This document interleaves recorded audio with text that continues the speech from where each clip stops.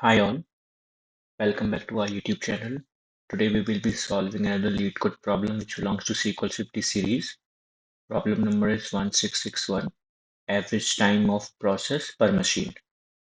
Let's go over the problem statement and the details given in the question.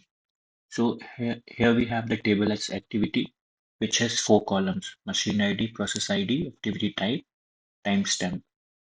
Table shows the user activities for a factory website. Machine ID, process ID, and activity type is the primary key. Combination of these is a unique, and that will be our primary key. Machine ID is the ID of machine. Process ID is the process running on the machine. Activity type is the enum category of type, start and end. Okay. Timestamp is a floating, which has represented the current time in seconds. Start means the machine start, and end means the machine ends the process at the given timestamp. Okay. It is guaranteed that each machine ID and process ID pair, okay, process of these two, okay, pair of these two has a start and end time stamp. Okay.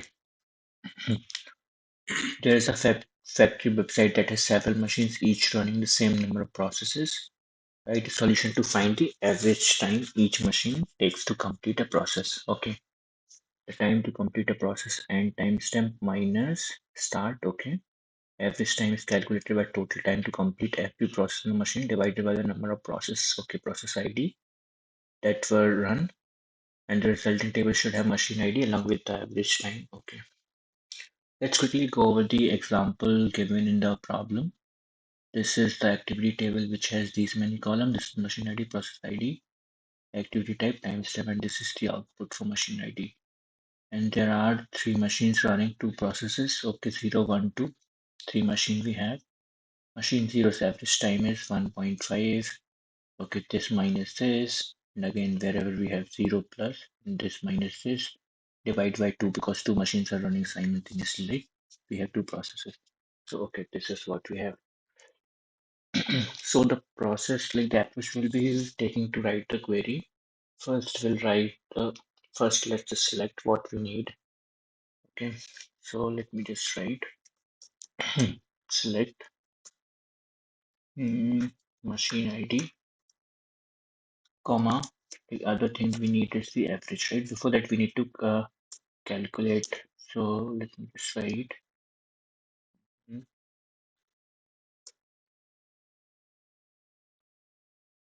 sum of if activity underscore type is called at start, right? We need to find create two variables. One is total start and other one is total end. So this is one thing. Then we have timestamp as a column. Okay, so we're taking somewhere activity start and 0.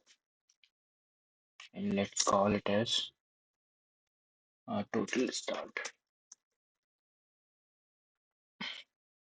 comma. Just copy the same we need to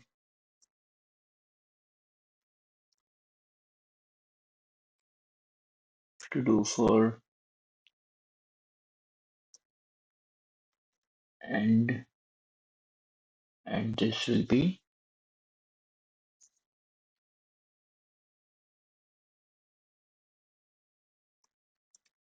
total end. And this we will be writing from our table activity. Okay, and group by our machine ID. Okay, so this will be our inner query. Okay, what we're doing here is we're just selecting machine ID and taking the sum in the total start and storing in these. Okay, now let me just end this and call it as our now outer query select. Okay, so now we will be writing the outer query for this. Select r dot machine underscore id, comma. Now we need to use the round function since we need it in 3 decimal, right? So open two brackets r dot total underscore and minus r dot total underscore start divided by, then we need that process ID, right? So select count of distinct process underscore ID. This should also be from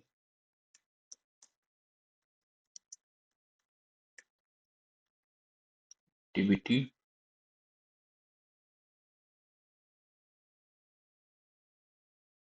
Mhm.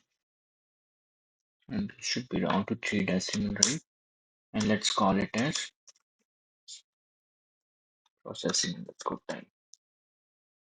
And this again for everything from this table. Let's see, let me run the query and see if this works.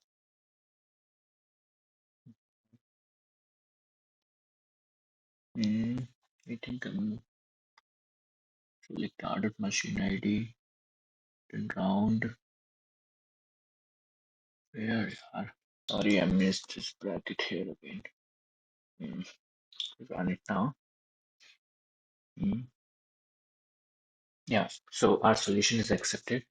So this is the query that we will be writing for this particular problem. Let me just submit it now. So here what we're doing is we're selecting the machine ID, then calculating the average as defined in the question.